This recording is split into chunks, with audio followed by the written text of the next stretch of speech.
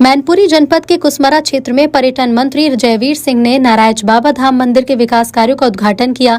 मौके पर क्षेत्र में कराए कई विकास कार्यों की जानकारी दी। नारायण बाबा धाम मंदिर के विकास के लिए लगभग 2,79,52,000 की लागत से काम कराया गया।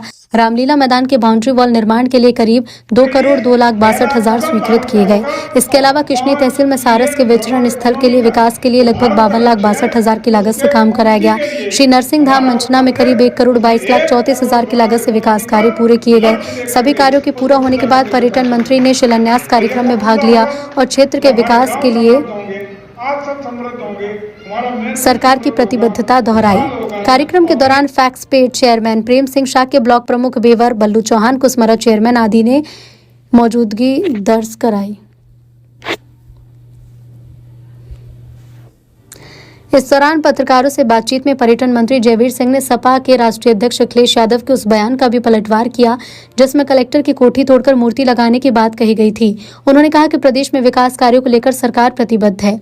अंतर्राष्ट्रीय मुद्दों पर मंत्री ने कहा कि ईरान भारत का मित्र देश और आने वाले समय में गैस की कमी की समस्या भी समाप्त होगी। आलू की घटती कीमतों को लेकर उन्होंने किसानों को सलाह दी कि जल्दबाजी में फसल बेचने के बजाय कोल्ड स्टोरेज में समय के लिए आलू सुरक्षित रखें और उचित मूल्य मिलने पर ही बिक्री करें। उन्होंने कहा कि भारत की $5 ट्रिलियन इकोनॉमी के लक्ष्य में उत्तर प्रदेश भी महत्वपूर्ण भूमिका निभाएगा और प्रदेश के लिए बड़े आर्थिक लक्ष्य तय किए गए हैं। हमने पहली शुरुआत करी थी तो अखिलेश ने टिप्पणी करी थी कि पर्यटन मंत्री पर्यटन के लिए कुछ क्या ऐसा कुछ कहा था, मैनपुरी के लिए पता नहीं क्या करते हैं न करते हैं, ध्यान है आपको, प्रेस में कुछ कहा था। जब मूर्तियां लगने की शुरुआत हुई तो पहला इन्हें कष्ट था, सैंपई से जब घुसते हैं भाला लेकर महाराणा प्रताप खड़े हैं तो उसमें हमारा तो कोई दोष है नहीं।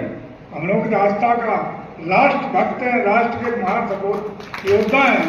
अगर मैनपुरी में चौराहे पर भाला लेके वो मैनपुरी के लोग आने वाले लोगों के स्वागत में खड़े हैं तो हम लोग को गौरवान्वित होना चाहिए, हम लोग को सम्मानित महसूस होना चाहिए। लेकिन उन्हें कष्ट है, भाला देख के सैफई वाले बिदक जाते, हमारा तो कोई दोष है नहीं। तो आकर के जब पत्रकारों ने पूछा था, आपको याद होगा कि ये मूर्तियां जो लग रही है चौराहों का सुंदरीकरण हुआ है तो आपको क्या कहना है? उन्होंने कहा हमारी सरकार आ जाती, हमारी सरकार आते ही कलेक्टर की कोठी तुड़वा के पूरे ग्राउंड में मूर्ति लगवा देंगे। यही तो कहा था ना, याद है आपको? तो लोगों ने जो हम आए अगले वेट में हमसे पूछा पत्रकारों का तो काम ही यही उठा बढ़ाई का। तो उन्होंने कहा कि ये अखिलेश जी कह रहे हैं कि कलेक्टर की कोठी को तोड़ करके तो मूर्तियां लगवाएंगे, तो हमने गलत नहीं कहा, उन्होंने सही कहा है। क्योंकि समाजवादी पार्टी की कंस्ट्रक्टिव मानसिकता रही नहीं, विध्वंसक मानसिकता रही है। और विध्वंसकता मानसिकता के तहत और तो कर नहीं पाएंगे तो कलेक्टर की कोठी को तोड़वाएंगे। तो यही मानसिकता निश्चित रूप से कभी उन्हें सत्ता में दोबारा आने का काम नहीं करने देगी।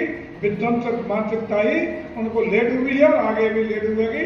अब जंगल राज उत्तर प्रदेश में आने वाला नहीं है।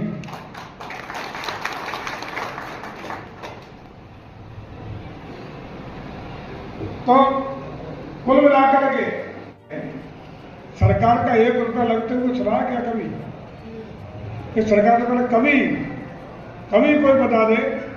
लेकिन अब तो हम लोग एक काम आज जरूर होता था, पूर्व की सरकारों में कब्रिस्तानों की बाउंड्री होती थी, लेकिन कुसमरा का रामलीला का मैदान योगी जी की सरकार पूरा हो सकता है, जिसका लोकार्पण है। पंडित जी यही तो होता था पहले। लेकिन कभी आपकी सनातन संस्कृति को सम्मान नहीं मिल पाया। सरकारें आती नहीं, जाती नहीं, चलता रहा धर्मनिरपेक्षता के नाम पर। आपके सनातन को देखा तक नहीं किसी पार्टी ने, छुआ तक नहीं कि कहीं हम पे हिंदुत्व का, सनातन का ठप्पा न लग जाए और हमारा वो वोट हमसे दूर न हो जाए। इसलिए जानबूझकर धर्मनिरपेक्षता के नाम पर सनातन संस्कृति पर कुठाराघात करने का, असम्मानित करने का, पीछे धकेलने का काम निरंतर पिछली चुनी हुई सरकारों ने लगातार किया। लेकिन आज कब्रिस्तानों की बाउंड्री के साथ साथ रामलीलाओं के मंच बनते हैं, जिस पर रामलीला का मंच होता है। और मैं समझता हूँ कि मैनपुरी जिले में तो कोई रामलीला का मैदान ऐसा बचा नहीं जहाँ हम लोगों ने उसको करोड़ों रुपए से सुसज्जित करने का काम किया।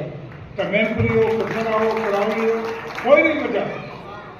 भोंगा हो, करेल हो, कुरावली हो, सब कोई नहीं बचा जिले में। जो महत्वपूर्ण रामलीला के क्षेत्र थे और जितने भी महत्वपूर्ण आपके चल रही है उसके बारे में आप क्या कहना चाहेंगे? ये अफवाह फैलाई जा रही है कि वास्तव में गैस की किल्लत चल रही है। मुझे लगता है कि आप लोग खुद ही महसूस कर रहे होंगे कि दुनिया में जो अस्थिरता की इस समय स्थिति है, युद्ध की वैश्विक स्थितियाँ हैं, उसके बावजूद इन परिस्थितियों में सबसे कम कठिनाई झेलने वाला अगर कोई देश है तो भारत है।